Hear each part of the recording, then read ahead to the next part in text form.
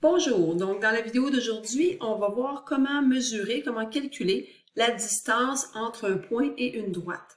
Donc on s'imagine, tu vas avoir une droite, tu vas avoir un point et il pourrait y avoir une infinité de distances dépendant où on vient la mesurer. Nous, ce qu'on va aller mesurer, c'est toujours la distance la plus courte. Et la distance qui est la plus courte, elle va toujours être perpendiculaire. Donc j'ai une droite, j'ai un point. Okay? Et je vais aller chercher l'endroit qui va arriver perpendiculaire avec ma droite. Ça sera toujours la distance qui est la plus courte. Donc, on commence tout de suite. Alors, on nous dit que la distance D d'un point qu'on a appelé le point XY et d'une droite. Et ta droite, il va falloir que tu la mettes sous la forme générale. Pourquoi? Parce que dans notre formule qu'on va utiliser pour la distance entre une droite et un point, on voit apparaître le ABC de la forme générale qu'on avait ici. Et bon, on voit ici qu'il va y avoir une division, donc c'est sous forme de fraction, toujours avec le A et le B. On a aussi le XY hein, qu'on avait dans notre forme générale, et le XY, dans le fond, il va représenter le point. Si je m'en viens te montrer un petit peu avec l'exemple qui est ici, je vais mettre en bleu ici notre forme générale de la droite. Hein, la droite, elle est bleue. C'est la droite qui est ici, la droite en bleu. Donc, j'ai mis la forme générale en bleu. Je vais te mettre ça aussi ici en bleu, le A, le B, le C. Donc, ça, c'est ce qu'on vient chercher dans notre équation générale. Par contre, le point ici que nous avons, là, donc le point qu'on appelle XY, eh bien, c'est la valeur de X et la valeur de Y du point que tu vas venir mettre ici. Donc, j'ai fait un petit code de couleur. Ce qui est en bleu, c'est en lien avec l'équation générale de ta droite. Ce qui est en rouge, c'est les coordonnées de ton point. Donc, c'est de cette façon-là que tu vas utiliser cette formule-là. Alors, on nous dit que la formule nous permet de trouver la plus petite distance entre le point et la droite. Et cette distance va donc être perpendiculaire à la droite que nous avons. Allons faire tout de suite un exemple qui va nous aider à comprendre tout ça. Alors, on dit quelle est la distance entre la droite, et on voit ici tout de suite au premier coup d'œil que ce n'est pas une forme générale qu'on a ici, mais plutôt une forme canonique, où est-ce qu'on a une pente d'une demi et un ordonnée à l'origine de -8. Donc, quelle est la distance entre cette droite-ci et un point? Donc, notre première étape sera d'aller premièrement mettre notre équation sous la forme générale. Donc, équation générale. Donc, on va aller faire notre transformation. Donc, on a y est égal à x sur 2 moins 8. Pour avoir la forme générale, on doit avoir tout du même côté. Donc, on va dire que 0 est égal à x sur 2. Je fais moins y de chaque côté et moins 8.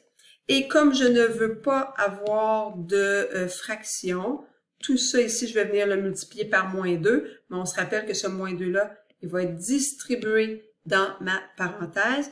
Donc, ça va me donner 0, excuse-moi, est égal à x moins 2y moins 16. Et ça, c'est ma forme générale où j'ai A est égal à 1, B est égal à moins 2 et C qui est égal à moins 16. Donc, c'est avec ces nombres-là que je vais aller déterminer la distance. Donc, deuxième étape, calculer la distance entre le point et la droite. Donc, on part avec tout de suite notre formule. Donc, D est égal à... Oh, j'en ai pas parlé, c'est vrai. Les deux traits que nous avons ici. OK, les deux traits qui sont là. Donc, ça veut dire que je veux la valeur absolue. La valeur absolue, ça veut dire que je ne tiens pas compte du signe. Si ça me donne un négatif, je vais écrire un positif. Si ça me donne un positif, j'écris un positif. Pour moi, la valeur absolue, c'est toujours un positif. Donc, peu importe si à l'intérieur de ça, ça va me donner un plus ou un moins, moi, je le mets sous la forme de plus à la fin. Donc, c'est ce qu'on appelle la valeur absolue. Donc, je vais commencer juste par écrire ma formule dans un premier temps. Et ensuite, je vais venir remplacer par ce que nous connaissons. Alors, qu'est-ce qu'on connaît? Ben, on connaît tout, en fait, hein? C'est pour ça qu'on peut trouver la distance. Alors, la valeur de A, on a dit qu'elle était de 1. La valeur de X, c'est notre point. Donc, la valeur de X ici est de moins 3. On additionne le B qui vaut moins 2. B fois Y, le Y, il est de 8. Et finalement, plus moins 16.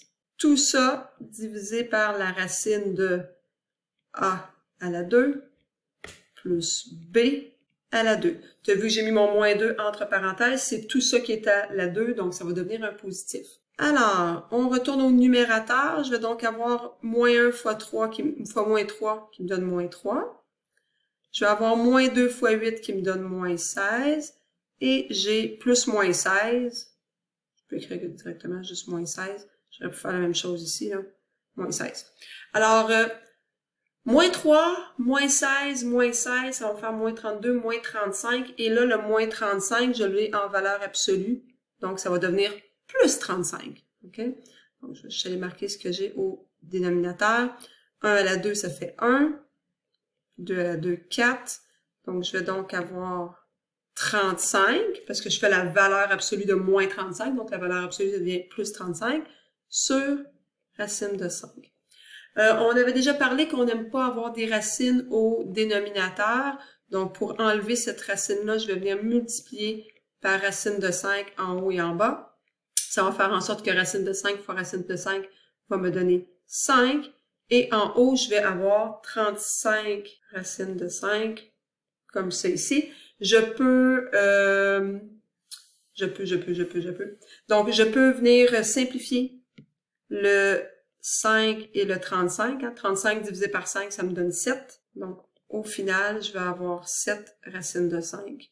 Ou tu peux faire l'opération sur ta calculatrice, là, qui peut le faire aussi pour toi. Donc, j'essaie juste de mieux écrire mon 5, comme ça, ici. Alors, juste pas d'oublier quand on a un problème d'écrire la réponse qu'on cherchait. 7 racines de 5. Et comme on nous a pas dit si c'était des centimètres, des millimètres ou quoi, je vais marquer simplement unité. Alors, on s'en va à la page suivante. Alors, si on s'en vient lire ici. J'ai mis une petite note. Donc, important, on utilise très souvent la distance entre un point et une droite pour déterminer la hauteur d'un triangle. Il faut donc garder cette notion en tête lorsqu'on cherche l'aire d'une figure. Donc, dans un triangle, comme on a ici, ben, on s'imagine que si on a l'équation de la droite qui est là, et on a un point, ben, on pourrait trouver la hauteur d'un triangle. La hauteur, on a vu qu'il y en avait 3 dans un triangle. Hein? Donc, j'ai une hauteur qui se trouve ici, j'en ai une autre qui se trouve ici, et j'aurai une autre hauteur qui se trouve ici. Donc, peu importe, là. Donc, il y a plusieurs façons, plusieurs démarches possibles de faire un numéro. Donc, je vais juste aller lire avec toi l'énoncé. Alors, on dit « Détermine l'aire du triangle ABC », que j'ai fait un petit croquis ici, arrondi au centième près, dont les coordonnées des sommets sont, et on nous donne chacun des sommets. Donc, moi, j'ai déjà fait un petit dessin rapide où est-ce que j'ai placé le A, le B, le C.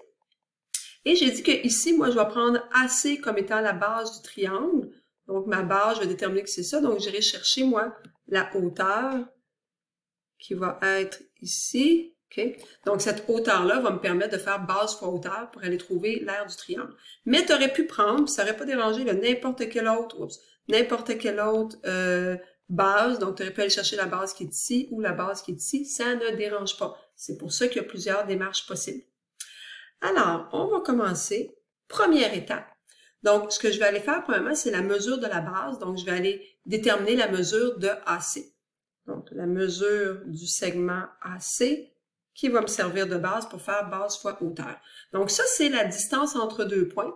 Donc, on se rappelle qu'à la page 1, on avait vu la distance entre deux points et on avait dit qu'on calculait ça comme étant la distance est égale à. Et là, on avait une racine carrée. On faisait une espèce de Pythagore hein, pour trouver ça. Donc, c'était x1 moins x2 à la 2 plus y. Moi, je les inverse. D'habitude, je fais x2 moins x1. Donc, ça revient au même, là, peu importe. C'est comme ça qu'on l'avait écrit à la page 1. De cette façon-là. Donc, je m'en viens regarder mes points. Donc, les deux points que j'ai, c'est le point A et le point C. Donc, je vais aller faire la racine. Je vais dire que je fais 3 moins 1 à la 2 plus 20 moins 3 à la 2. Je me vérifie pour être certain. 3 moins 1 et ensuite 20 moins 3. Ça fonctionne. On vient calculer ça. Donc, je vais avoir 2 à la 2 plus 17 à la 2. ce qui me fait 4 et 17. Je ne le sais pas par cœur, je vais vérifier. Oups, je ne l'ai pas marqué. Donc, ça va me faire 289, si je ne me trompe pas. Ce qui veut dire qu'ensemble, ça me donne 293. Donc, la racine de 293. Pour l'instant, je vais le laisser comme ça, mais on nous dit dans le problème hein, que la réponse, je vais la vouloir au centième. Donc, tout à l'heure, j'aurais calculé les nombres décimaux avec ça. Mais pour l'instant, je peux le laisser de cette façon-là, c'est plus précis. Alors, je m'en vais faire maintenant ma deuxième étape. Donc là, j'ai trouvé la base. Donc, ce que je vais vouloir faire maintenant, c'est trouver l'équation de cette droite-là. Pourquoi? Parce que tout à l'heure, je vais avoir besoin de la distance entre la droite et mon point. Et pour ça, ben, ça me prend l'équation. Donc, on va commencer par aller trouver l'équation de AC. Naturellement, ça va être d'abord l'équation canonique. Je suis en train d'effacer mes trucs, là. C'est pas voulu, excusez. Donc, numéro 2, l'équation canonique, parce que c'est la plus facile de trouver avec 2 points, comme on a là, de AC. Alors, on se rappelle que ça va ressembler à Y est égal à MX plus B. Alors, qu'est-ce qu'on a ici? Bien, on a tout ce qu'il faut pour calculer la pente. Donc, la pente qui est delta Y sur delta X. Donc, dans ce cas-ci, je vais avoir 20 moins 3 sur 3 moins 1. Donc, ça me donne 17 demi. Donc, 17 demi, ça sera ma pente. Maintenant, pour l'équation, on repart en remplaçant le m par 17 demi. Et on va ensuite se choisir un des deux points okay, qui sont ici pour faire le x et le y. Donc, je vais prendre 3 et 1, comme ceci. Alors, pour trouver la valeur de B, je vais devoir, donc 17 demi fois 1, ça me donne 17 demi. Donc, je vais devoir faire moins 17 demi de chaque côté. Donc, ça va me faire 6 moins 17, donc moins 11 demi. C'est la valeur de B, ce qui veut dire que mon équation canonique est de Y est égal à 17 demi X moins 11 demi.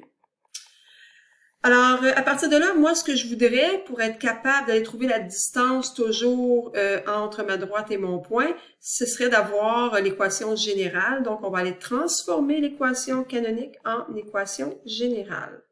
Donc, numéro 3, trouver l'équation générale de AC. Donc, on repart de ce qu'on avait juste en haut ici. On doit aller mettre tout du même côté pour avoir quelque chose qui est égal à 0. Donc, je vais faire moins y de chaque côté. Moins y moins 11 demi. Je ne veux pas avoir de fraction. Je vais donc multiplier tout ça par 2, pas par 2, pas bien par 2. Donc, je vais avoir 0 est égal à... Puis, quand je fais ça, dans le fond, je multiplie de chaque côté, là. Hein, mais on se rend compte que 0 fois 2 va quand même me donner 0. Donc, je vais avoir 17x moins 2y moins 11. Donc, parce que ce 2-là est vraiment distribué à l'intérieur de la parenthèse. Donc, j'ai mon équation générale. Avec ça, ben, je suis capable d'aller calculer la distance entre le point et la droite. Je me demande juste si je recommence en haut. Je pense que je vais faire ça en haut. Donc, numéro 4, on va repartir d'ici. Donc, je vais aller calculer, dans le fond, la hauteur issue du sommet B, issue de B. Donc, c'est vraiment la hauteur que j'ai tracée en bleu ici. Je dis issue du sommet B parce qu'elle part du sommet B qui est là. Alors, nous avions comme équation générale 17x moins 2y moins 11. On sait que la formule de la distance est la valeur absolue de AX plus BY plus C. Et tout ça, c'est sur A2 plus B2. On remplace par ce qu'on connaît. La valeur de A, elle est de 17. La valeur de notre point maintenant, c'est le point qui est ici. Donc, la valeur de X, c'est 7. Ensuite, le B, notre B vaut moins 2. Et la valeur de Y, elle est de 15. Donc, je vais bien chercher les valeurs que j'ai ici pour X et Y. Et finalement, la valeur de C, qui était de moins 11. Et tout ça, c'est en valeur absolue et divisé par 17 à la 2. plus moins 2 à la 2. Alors, j'ai 17 fois 7, j'avais calculé juste la réponse, moi. OK. Donc, moi, j'ai calculé tout de suite la réponse du numérateur qui me donne 78. Donc, tu pourras faire le détail, toi, si tu veux, là, sur 293, la racine de 293. Donc, ça, c'est la hauteur. La hauteur, je la laisse comme ça pour l'instant. Donc, tu vas voir pourquoi, ça va me garder plus de précision. Et tout ça, j'ai fait ça pourquoi? Parce que moi, ce que je cherche, c'est l'aire. L'aire d'un triangle qu'on trouve avec A est égal à base fois hauteur divisé par 2. Alors, notre base, elle valait 294 tantôt, excusez-moi. Ici, là, si on voit bien, j'ai un 4 plus un 9, ça va me faire 293. 293. Donc, j'ai une base qui vaut, la racine de 293. J'ai ensuite la hauteur qui est 78 sur la racine de 293 et tout ça divisé par 2. Je ne sais pas si tu vois que 293 multiplié par 78 sur 293, ça vient s'éliminer. Donc, ça va me faire 1. Donc, finalement, je me retrouve avec 78 divisé par 2 et 78 divisé par 2, ça fait 39. Donc, ma réponse, elle est de 39 unités. Donc, c'est ma réponse finale. C'est vrai, c'est au carré. Donc, je vais rajouter un petit 2. Donc, ça termine la vidéo d'aujourd'hui. N'oublie pas de répondre à la question Classroom.